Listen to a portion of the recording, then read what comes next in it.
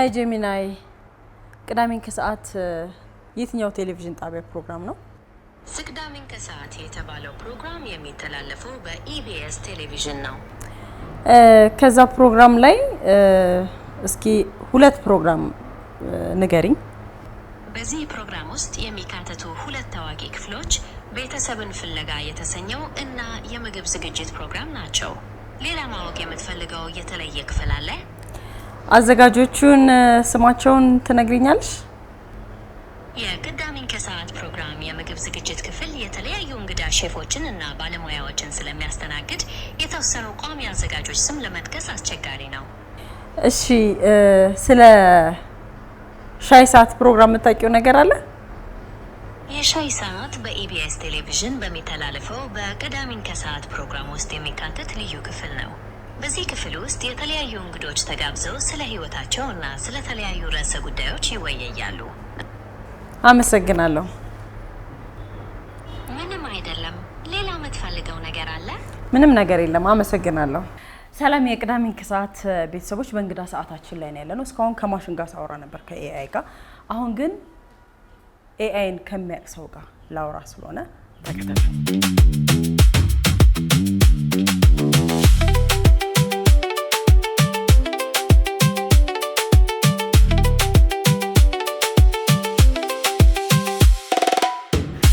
ሰላም ለዚህ ቤት ይሁን። አንደና መጣችሁ። ሃይ ቢኒ፣ እንዴት ነሽ? ታዲያስ ሰላም ነው? እንዴት ነህ? አለን። ደህና ነህ ወይ? አለን። አንተ ጋር ከመምጣቴ በፊት ከቻትጂፒቲ ጋር እያወራሁ ነበር፣ ከኤአይ ጋር እና ብዙ ነገር ትነግርሃለች፣ ግን ደግሞ የምትሳሳተው ነገር አለና ፍሪውን እየተጠቀምሽ እንዳይሆን። እንደዛ አለ። የሚከፈልና የማይከፈል የሚከፈልና የማይከፈል አለ። ኧረ የማይከፈለው እንዲያም ብዙ አደገኛው የሚባለው እሱ ነው። የሚከፈልበት በሪዝኒንግ ወይም ደግሞ ከፍተኛ እውቀት ካላቸው ውስጥ አንዱ የሚከፈልበት የተሻለ ውጤት ይሰጣል ከማይከፈለው። ስለዚህ የማይከፈለው ላይ እንዲያውም በጣም ጥንቃቄ መውሰድ አለብን። አላቅም ነበር። አይገርምህም? እንግዲህ ዛሬ እንግዳ አድርገናል። ቢኒያም ነገሱ። ብዙዎቻችን ድሬቲዩብ ነው የምናውቀው። አሁን አዲስ ቢሮ፣ ቆንጆ ቢሮ እዚህ መተናል። ሲያምር ቢሮ፣ ቆንጆ ነው።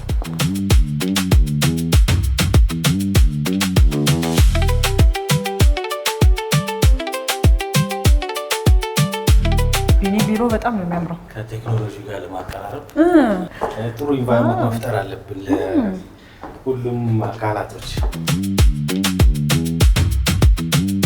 ከረጅም ጊዜ በኋላ በጣም እና እንኳን ደስ ያለ የብስክሌት ፌዴሬሽን ፕሬዚዳንት ሆነህ ነው የተገናኘ ነውና ክቡር እያልኩ መቀጠል አለብኝ መሰለኝ።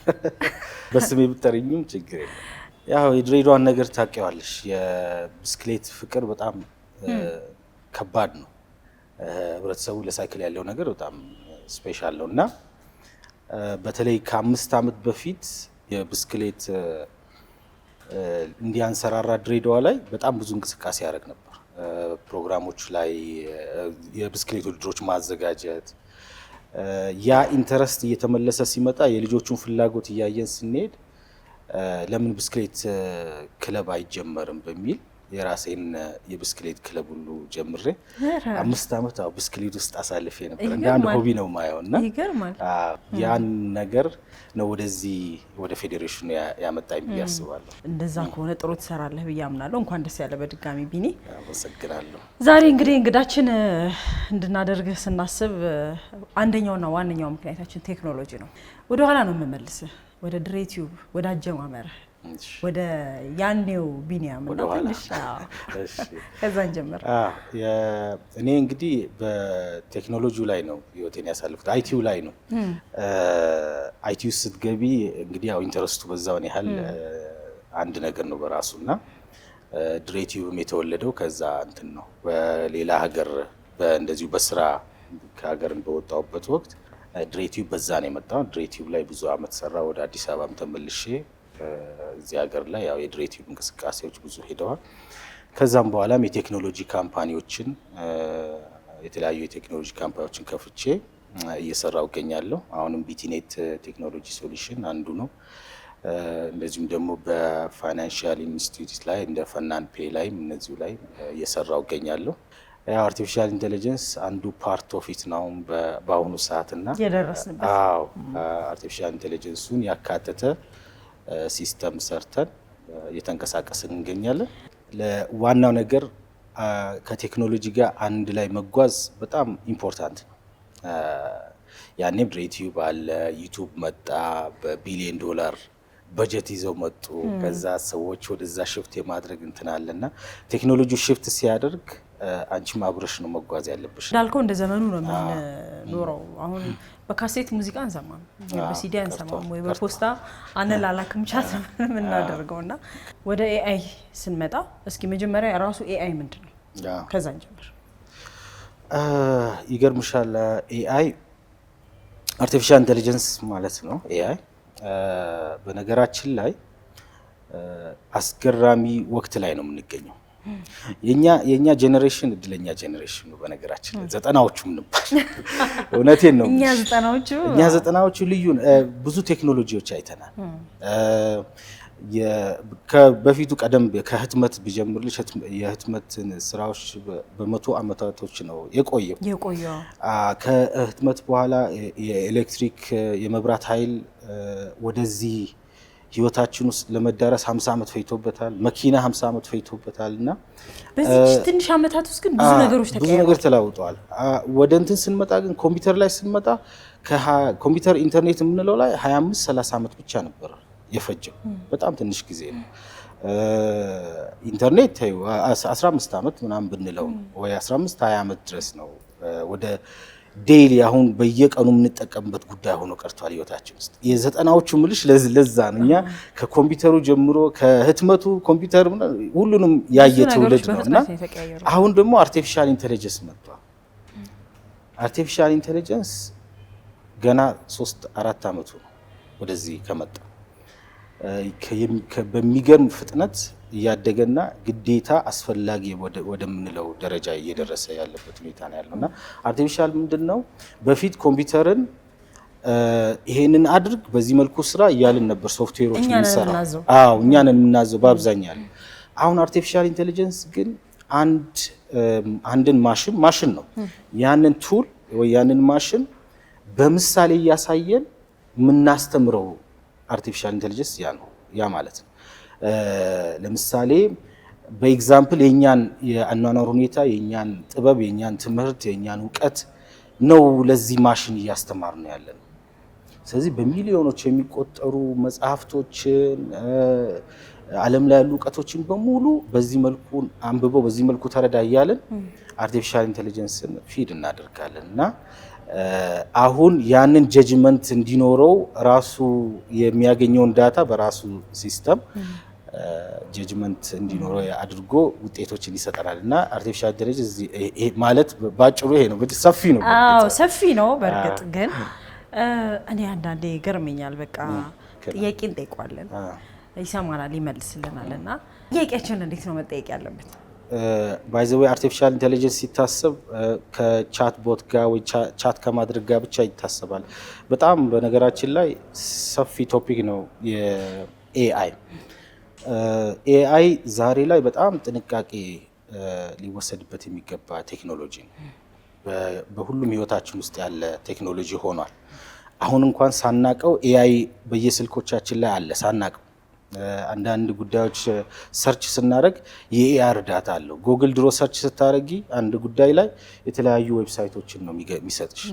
አሁን ግን አርቲፊሻል ኢንተለጀንሱ ነው በምትጠይቀው ጥያቄ ላይ መልስ የሚሰጥሽ እና ጥንቃቄ ካልተወሰደበት አደገኛ ሁኔታ ላይ ነው የሚከተውና ምን ለማለት ፈልጌ ነው፣ አርቲፊሻል ኢንተለጀንስ በጣም በሚሊዮኖች መጽሐፍ ያነበበ ጠበብት አድርገሽ መውሰድ ትችላለሽ። አሁን ላይ የደረሰበት ደረጃ እውቀት ያለው ነገር ነው። ያንን እውቀት ያለው ነገር ማሽን ግን እንዴት ነው ማናገር ያለብን፣ ከማሽኑ ጋር በምን መልኩ ነው መግባባት ያለብን የሚለው ኢምፖርታንት ነው። እነ ቻት ጂፒቲ ሊሆን ይችላል። ኤአይ ማለት ቻት ጂፒቲ ብቻ አይደለም። ጉግል በራሱ ጀመና የሚባል የቻታል ሞዴል አለው። አንትሮፒክስ የሚባለው ትልቁ፣ እንደዚሁ ደግሞ ክላውድ የሚባል አለው እና እነዚህ እንትኖች አሉ፣ ኤአይዎች አሉ። ከነዚህ ኤአይዎች ጋር ቻት ወይም ልውውጥ በምናረግበት ጊዜ የምናገኛቸው መልሶች አደገኛ ሊሆኑ ይችላሉ። ስለዚህ ለዛ ነው አጠያየቅ ያልሽኝ። ለዛ ነው አንዳንዴ ምክር ጠይቀውና የሚመልስልኝ መስል ለራሴ የሚያስቀኛል። ትክክል። እሱ ላይ ነው አሁን የምንጠቀምበት ቻቶች ለዴይሊ ዩዝ በየቀኑ ለምንጠቀምበት አንዳንድ መረጃዎች ለማግኘት ቆንጆ ነው። ግን አጠያየቃችን ካላማረ መልሳችን ጥሩ አይመጣም። ኤአይ የሚሰጠን መልስ ጥያቄ ላይ የተመሰረተ ነው። ጥያቄ ላይ የተመሰረተ ነው ኤአይ የሚሰጠን መልስ እና ዘርዘር አድርገን ነው መጠየቅ ያለብን ጥያቄዎችን ስንጠይቅ። ከኤአይ ጋር ተያይዞ የመጣ እድል አለ፣ ስጋትም አለ። እውቀትን ያጠፋል የሚሉ አሉ፣ እውቀትን ይገነባል የሚሉ አሉ።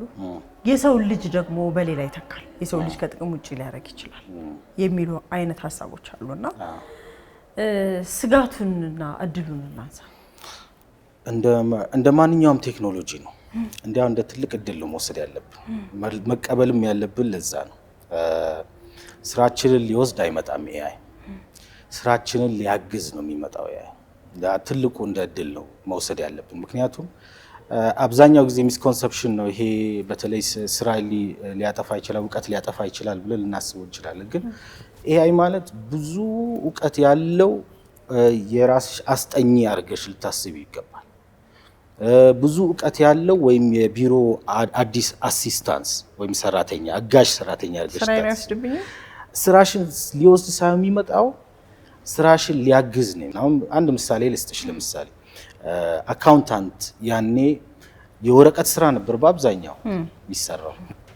ኮምፒውተር ሲመጣ የአካውንታንት ስራ ሊጠፋ ነው ተብሎ የታሰበበት ጊዜ ነበር። ግን ኮምፒውተር ሲመጣ አሁን ስራዎቻችን በኮምፒውተር የአካውንቲንግ ሶፍትዌር ተጭኖ እዛ ላይ የአካውንቲንግ ስራዎች ይሰራሉ። አካውንቲንጉ አለ፣ በአካውንቲንግ የተመረቀውም እውቀት ያለውም ሰውዬ አለ፣ ስራው አለ፣ ሰራተኛውም አለ። ስራው አልጠፋም። ስራውን ማዘመን ነው ያዝነው እንጂ ሰራተኛውን አናጠፋም ወይም ስራውን አናጠፋም። ስለዚህ ፕሮፌሽኑን ይኖራል። ግን በፕሮፌሽኑ ስር ያሉ ስራዎች እንዴት እያደረግን እያዘመንን ይወስድ የነበረውን ጊዜ ማሳጠር እንችላለን፣ እንዴት አድርገን በፍጥነት ስራዎችን ማቅረብ እንችላለን፣ በተሻለና በዘመናዊ መልኩ ያንን ስራ ማምጣት እንችላለን የሚለውን ኤአይ ተጠቅመን ያንን ነገር እናዘምን ነው። በእርግጥ በዚህ በኤአይ ሊጠፉ የሚችሉ ስራዎች አሉ፣ ምንም ጥያቄ የለውም። ለምሳሌ ተደጋጋሚ ታስክ ያላቸው ስራዎች የመጥፋት እድላቸው ከፍተኛ ነው ብሎ እንትን ይላል። ለምሳሌ የካሼር ስራ እንዲያው ካሼሮች ካልተቀየሙ በስተቀር አሁን የከስተመር ሰፖርት የምንላቸው አሁን ኤአይ ራሱ ስልክ አንስቶ ደንበኛ ጋር ደውሎ ቀጠሮ አስይዞ እና አመስግኖ የሚሸኝበት ጊዜ ላይ ደርሰናል። ውጪዎቹ ሄደዋል። በዚህ ይሄ ወደኛ መምጣቱ አይቀሬ ነውና ምናልባት የፊዚካል ስራ የሚፈልጉ ስራዎች ሰርቫይቭ ያደርጋሉ። ግን ሁሌም ማሰብ ያለብን ቴክኖሎጂ ሲመጣ ቴክኖሎጂውን እንዴት አድርጌ እንጠቀመው የሚለውና ወደኛ ወደ ስራችን እናምጣው የሚለው ኢምፖርታንት ነው። አብሮ መማር ነው። ሌላው በጣም ሴንሲቲቭ የሆኑ ጉዳዮች አሉ ከኤአይ ጋር በተያያዘ። አንዳንድ ሰዎች ሃይማኖታዊ ነገሮች ያነሳሉ፣ ሃይማኖታዊ ጥያቄዎች ይጠይቁታል። እነዚህ ለኤአይ ቅድም እንዳልኩት ነው። ኤአይ ይሳሳታል። በተለይ በሃይማኖት በባህላችን በጣም ጠንካሮች ነን እና አይቻለሁ። አብዛኛው ጊዜ ሰዎች በሃይማኖት ዙሪያ ጥያቄዎች ይጠይቁታል እና በእርግጥ ስለ መጽሐፍ ቅዱስ ታሪክ እንደዚሁ በሌሎች ሃይማኖቶች ላይ ጥያቄዎች ሊመልስ ይችላል። ግን ማሽን ነው ይሄ፣ ወይ የሃይማኖት አባት አይደለም፣ ወይ ደግሞ ስለ ሞራል ጉዳይ የሚለው ነገር ብዙ የምንተማመንበት ጉዳይ አይደለም። ስለዚህ በሃይማኖት ጉዳይ ላይ ስንጠይቀው ጥንቃቄ ማድረግ ያለብን መልሱ ልክ ነው ወይ የሚለው ወይ የሃይማኖት አባት መጠየቅ አለብን ወይ ቀና ብለን ፈጣሪን መጠየቅ አለብን እና እዛ ላይ ጥንቃቄ መደረግ ያለበት ፓርት ነውና ኤአይ ነፍስ የለውም። አዎ በሁሉም ነው፣ ነፍስ የለውም። ኤአይ ሁሌ የሂውማን ጀጅመንት ይፈልጋል፣ የሰው ልጅ ዲሲሽን ይፈልጋል። አት ኤንድ ኦፍ ዘ ዴይ በራሱ የሚሰራው እንትን የለም። እኛን ኢትዮጵያን ኤአይ ምን ያህል ያውቃል? በአማርኛ መድኃኒት ለመስጠት ሰዓት መጠበቅ ምናምን ከኤአይ ጋር ሆኗል፣ ከዶክተር ጋር ሳይሆን። አንዳንድ ሰዎች እንደዛ በዚህ ልክ ኮንፊደንስ ሊኖረን ይችላል ከሱ ጋር በሚኖረን ኮንቨርሴሽን። አሁን በቂ ነው ብዬ አላምንም። ኤአይ በቂ የአማርኛ ዳታ አላገኝም ወይም አማርኛ በምንፈልገው ደረጃ ተረድቷል የምንልበት ደረጃ ላይ አይደለንም ያለነው እና እሱ ላይ በተለይ የኢትዮጵያ የአርቲፊሻል ኢንቴሊጀንስ ኢንስቲትዩት ጥሩ ስራ እየሰራ ይገኛል። አንዳንድ ካምፓኒዎች በዚህ ላይም የራሳቸውን ስራ እየሰሩ ይገኛሉ እና አማርኛን ያውቃል ማለት ወይም የኛን ቋንቋ ያውቃል ማለት አሁን እዛ ደረጃ ላይ አይደለንም ያለው። ስለዚህ በአማርኛ ኤአይን ብናናግረው ሊመልስ የሚችለው መልስ በጣም ሴፍ አይደለም እና እዛ ላይ እየሰራን ያለ ነው።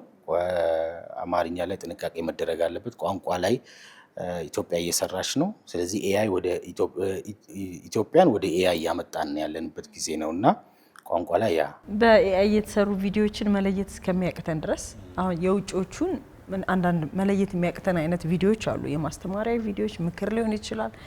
በኤአይ ጀነሬት የተደረጉ ቪዲዮዎች አሉ በጣም ብዙ። የአማርኛዎቹን ትንሽ መለየት የሚቻል ይመስለኛል። ግን ይሄ ስጋት አይደለም ቢኒ? ይሄ አሁን ወደፊት በመለየት እስከሚያቅተን ድረስ የሆነ ቪዲዮ መሰራት ከቻለ ለሰው ልጅ ስጋት አይደለም? በራሱ ኤአይ ስጋት ነው። ለዛ ነው አንዳንድ ፖሊሲዎች አስፈላጊ ነው የምንለው። ምክንያቱም አሁን ላይ ኤአይ መቆጣጠር ከምንችለው በላይ መቆጣጠር የምንችልበት ሰዓት አይደለም፣ አልፏል። ሞዴሉንም የሰሩ ሰዎች አምነውታል። አሁን መቆጣጠር አንችልም። የሚገርምሽ ነገር አርቲፊሻል ኢንቴሊጀንስ አሁን ላይ ያለውን አቅም መደበቅ የጀመረበት ሰዓት አለ ነው። አሁን ሪሰርቸሮች የሚገርምሽ አርቲፊሻል ኢንቴሊጀንሱን ጥናት ለማድረግ ሙከራ ሲያደርጉ እና ያለውን አቅም ቴስት ለማድረግ ሲሞክሩ ቴስት እየተደረጉ ወይም ደግሞ ጥናት እየተደረገባቸው መሆኑን ሲያውቁ መዋሸት ጀምረዋል። አቅማቸውን በመደበቅ ጀምረዋል። እንደሰዋሉ እንዴ ነው ኮሜስፈለው ሄደ። አዎ የማሰብ ደረጃ አቅም ላይ ደረሰ ብዬ ላለመናገር እየፈራው ነው። የሚገርምሽ ነገር ደርሷል፣ መድረሱ አይቀርም። ለዛም ነው ብዙ አሁን የምንሰማቸው ዜናዎች አሉ። በነገራችን ላይ በጣም ያለበት ደረጃ ከፍተኛ ነውና ያንን ነገር ቴስት እያረከኝ ነው እንዴ ብሎ ኤአዩ መጠየቅ ጀምሯል ሪሰርቸሩን። እና መዋሸት እኛ ስላስተማር ነው በነገራችን ላይ መዋሸትም የቻለው ኤአዩ። ስለዚህ እንዳለው ያ ጊዜ ስላለፈ ብዙ በኤአይ ጀነሬት የሚደረጉ ብዙ ነገሮች ይኖራሉና ፖሊሲ ሊኖር ይገባል፣ ቁጥጥር ሊኖር ይገባል ኤአይ ላይ። አሁን እንዳልኩት ነው ይሄ እድል ወደኛ መጥቷል። በዚህ ይሄ እድል ሲመጣ አርቲፊሻል ኢንቴሊጀንስ እንዴት በጥንቃቄ ሁኔታ ሰዎች መጠቀም አለባቸው የሚለው ኤአይ ስለ ኤአይ አጠቃቀም እያስተማርን ብዙ ነገሮች መሰራት አለብን ብዬ አምናለሁ። ሰዎች ኤአይ ላይ በጣም ዲፔንድ ሆነዋል አይደለ? ኢሜይል ስንጽፍ፣ ፕሮፖዛል ሲዘጋጅ ብዙ ነገር ኤአይ እንዲሰራልን እናዘዋለን። ቆንጆ አድርጎ የሚሰራልን እና ያ ነገር ጥሩ ነው። ይሄ የኛን ችሎታ አያሳጣውም ብለህ ታስባለህ? እንዳልኩት ነው ኤአይ ሊያግዘን ነው ስራዎቻችን ላይ። ፕሮፖዛል ስንጽፍ ፕሮፖዛል አጻጻፍ የሚችል ሰው ነበር ድሮ የምናጽፈው። ስለዚህ አሁን አቀለለልን ኤአይ አለ። ኤአይ ያንን ፕሮፖዛል ይጽፍልናል። እኛ ግን የቬሪፊኬሽን ስራ መስራት አለብን፣ ግዴታ የማረጋገጥ ስራ መስራት አለብን። ስለዚህ ሁሉም ፕሮፖዛል እሱ የሚሰጠን ልክ ነው ማለት አንችልም። ትክክልም የማይሆንበት ጊዜያቶች ብዙ ጊዜ ናቸው እና ይሄ ሃሉሲኔሽን የምንለው ጉዳይ አለ። መቀበጣጠር ነው የምንለው። እንደዚሁም ደግሞ ከኮንቴክስት ጋር በተገናኘ አንዳንድ ጥያቄዎች እየጠየቅነው ስንመላለስ ከቻቱ ጋር መጀመሪያ የጠየቅነውን ጥያቄ እየረሳ የሚሄድበት ጊዜ አለ። ኮንቴክስት ሮት እንለዋለን። ያ በቀላል አማርኛ አሁን ኮንቴክስት ቅድም እንዳስረዳ ነው። ዶክተር ስለ ህመምሽ አመመኝ ብለሽ ስትነግሪ ምንሽን አመመሽ፣ ትኩሳት አለው ወይ፣ መቼ ጀመረሽ፣ እነዚህ ጥያቄዎች አሉ። አርቲፊሻል ኢንቴሊጀንስ እንደዛ ነው። ለምሳሌ አሁን እኔና አንቺ ካፌ ቁጭ ብለን ስለ አንድ ታሪክ እያወራን ዘለን ደግሞ ስለ ቤተሰብ ካነሳን ዘለን የሆነ ሰዓት ስለ ግራ ይገባዋል። አንድ ጉዳይ ጠይቀ ነው በዛ ጉዳይ ላይ ብቻ ይዘን ካልሄድን እና ከአንድ ጉዳይ ወደ አንድ ጉዳይ ከወሰድ ነው መጀመሪያ ያወራውን ጉዳይ ይረሳል። በተለይ ቻትጂፒቲ አንዳንድ ጥያቄ ሲጠየቅ በጣም ነው ደስ የሚለው የሚመልሰው መልስ። ከዛ ተጨማሪ ሌላ ጥያቄ እንድጠይቀው ይፈልጋል፣ ያንን ያብራራል። ምን አይነት ወረኛ ነው ላሉ አንዳንድ እኔ ራሴ ማለት ነው። እና ሰውን ሞር ማስደሰት አይነት ነገር ያለው ይመስላል። አው ልክ ነው። ሞዴሎቹ ሲሰሩ እነዚህ ኤአይዎቹ ካምፓኒዎቹ ሲሰሯቸው የራሳቸው ሲስተም ፕሮምፕት ምንለው አለ። እንዴት አድርገ ለጠያቂው እንዴት አድርገ መመለስ አለብህ የሚለውን ራሱ ትሬን ይደረጋል። ስለዚህ አንዳንዴ የሌለሽን ባህሪ ሊሰጥሽ ይችላል። ወደ ማጭበርበሩ ወይም ደግሞ ሊያስደስትሽ ይሞክራል። በጣም ጥሩ ነው፣ በዚህ ላይ ብዙ ጥናት ያረክ ይመስላል እያለ ራሱ መልስ ሊሰጥ ይችላል። እና አንዳንዴ እኔ ጎበዝ ነኝ እንደምትይበት ጊዜ አለና ብዙ ጊዜ የማስደሰት ሁኔታ ይፈጠራል መልስ ሲሰጥና ያ ነው በአብዛኛው ያለው። ሌላው ማንሳት የምፈልገው ኮፒራይት ነው። ኤአይን እኛንን ትሬን የምናደርገው ካልን እኛ የምናሰለጥነው ከሆነ እኔ ያንተን ስራ ወስጄ ባሰራውስ ወይም አንዱ ያንዱን ስራ ቢወስድስ? ተባለ ኤአይ በራሱ ያው የግድ መሰልጠን ይፈልጋል፣ ትሬን ይደረጋል፣ ማሰልጠን ይፈልጋል። እና ትልቁ ፕሮብሌም ነው ዛሬ ላይ በሰፊ ቶፒክ የሚፈልግ ነው በመሰረቱ። ግን አሁን በቅርብ ጊዜ ለምሳሌ አንትሮፒክስ የሚባለው ትልቁ የኤአይ ሞዴል ካምፓኒ የሚሰራው ካምፓኒ በኮፒራይት ተቀጥቷል። ምክንያቱም ከ500 በላይ መጽሐፍቶችን ያለ ባለቤቱ ፈቃድ ለኤአይ ትሬን እንዲያደርግ በማድረጉ ቅጣት ደርሶበታል፣ ፍቃድ ስል ባለመውሰዱና በኮፒራይት አንጻር ካየነው የአንድን ሰው ጽሁፍ፣ የአንድን ሰው ትንተና፣ የአንድን ሰው መጽሐፍ፣ የአንድን ሰው የኮፒራይት መብት መጣስ በኤአይ ልክ አይደለም። መጽሐፉ ካልተገዛለት ኤአይ ላይ ከተገኘ ምንም ዋጋ አይኖረውም እና ያ ላይ ጥንቃቄ መደረግ ያለበት ነው። ስለዚህ አንድን ኤአይ ትሬን ስናደርግ መጽሐፍቱ ባለቤቱ ተጠይቆ ፍቃድ ተወስዶ ካልሆነ በስተቀር አስቸጋሪ። ኤአይ ግን ይገባዋል፣ ያውቃል ይሄ የኮፒራይት የሚባል ነገር አያውቅም። አንዴማ ፍቃድ ከሰጠ ጉዳዩ አለቀ ማለት ነው። ያንን ኤአይ በሚፈልገው መንገድ ሊመልሰው ይችላል። ስለ መጽሐፍቱ ባጭሩ አርግግለ አሁን 1000 ገልጽ ያለው መጽሐፍትን በአንድ ገልጽ አርገ ስለ መጽሐፉ ተንትንልኝ ስትዩ 1000 መጽሐፍ በአንድ ሰከንድ ያነባል፣ ከዛ መልሱን ይሰጥሻል። እና ይሄን ያልቀሏል። አንዴ ኤአይ ውስጥ ከገባ ያው በቃ የኤአይንም አነሳን። አሁን የደረስንበት የዲጂታል ዘመኑ በአጠቃላይ ስናየው የፕራይቬሲ የግል ጉዳያችንን ያንን መስመር የጣሰ ነው። በብዙ ሰዎች በዚህ ጉዳይ ሲሰቃዩ አይተናል። እና ከዚህም በላይ ሊሆን ይችላል ወይ ብለህ ታስባለህ? አንተ ምንድነው የሚታየው? ያው አንዴ ዲጂታል የሆነ ነገር ወደ ኋላ መመለስ ከባድ ነው። ሰዎች ነው ይሄንን ራሳቸው ላይ መስራት አለባቸው በመጀመሪያ ደረጃ በመሰረቱ። እና ፕራይቬሲ ያው ሁሉንም ነገር ለኢንተርኔት መስጠት አደገኛ ነው።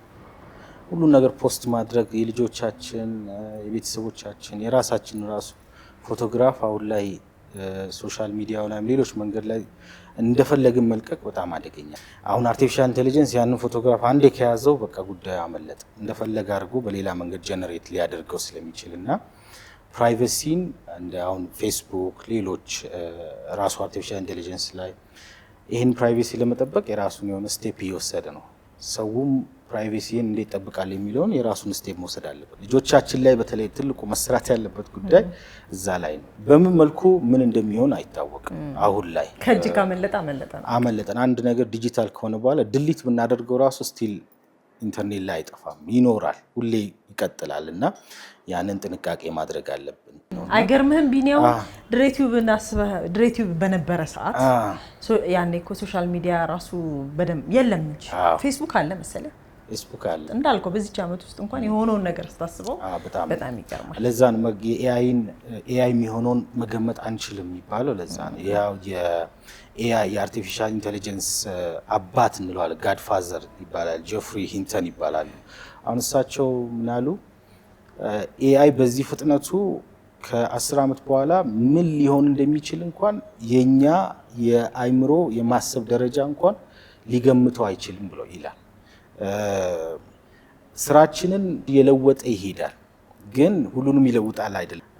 ሁሉንም ስራችንን ከለወጠማ መንግስትም ታክስ መሰብሰብ ስለሚያቆም ወይም ኤአይን ታክስ ማድረግ ስለማንችል የሚሰራ አምራች ኃይል ይጠፋል፣ እንደዚሁም የሚጠቀም ሰው ይጠፋል እና ምን እንደሚሆን ግምት አይታወቅም ይላል ጄፍሪ። ኤኒዌይ ከዚህ ኢንተርቪው በኋላ ኔክስት ታይም ስንገናኝ ደግሞ ሌላ ርዕስ ይዘን ልንመጣ ነው ማለት ነው። ራሱ AI ሊቀየር ስለሚችል ብዙ አዳዲስ ነገሮች አሁንም ሁሉንም አንስተ ነው ሳይሆን የደረስንበትን የተጠቀምንበት እስከሆነ ድረስ እናንሳው ብለን ነው። በተቻለ አቅም ነው ማለት ያስቀመጥን ያለው።